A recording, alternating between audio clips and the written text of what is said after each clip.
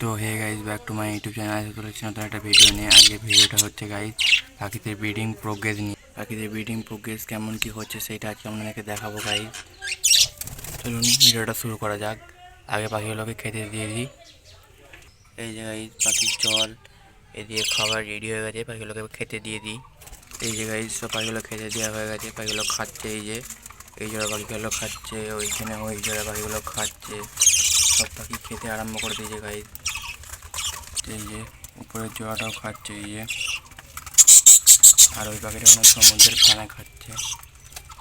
এইবার আপনাদেরকে আমার পাখির ব্রিডিং প্রোগ্রেসটা দেখাই।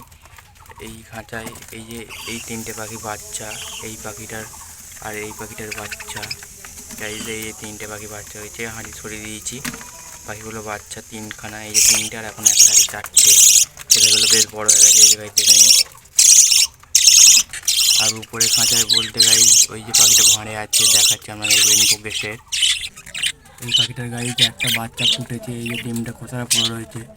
বাকি এখনও 5টা ডিম রয়েছে, পাখির ডিম ফরেনে আপনাদেরকে দেখাচ্ছি। বাচ্চাটা দেখানোর চেষ্টা করছি। এই যে গাইজ বাচ্চারা দেখতে পেয়েছেন, একটা বাচ্চা ফুটেছে, তারপর ডিম আছে। এই খাঁচাতে এখনও গাইজ বাচ্চা ফুটে ডিম রয়েছে। 3খানা ডিম পেড়েছে পাখিটা। নতুন পাখি জোড়া আমার কাছে এনেছি, 3টে ডিম পেড়েছে। আর এই পাখি জোড়াটা তো দেখলেন, একটা বাচ্চা ফুটেছে আর পাখি ডিম নিয়ে বসে রয়েছে।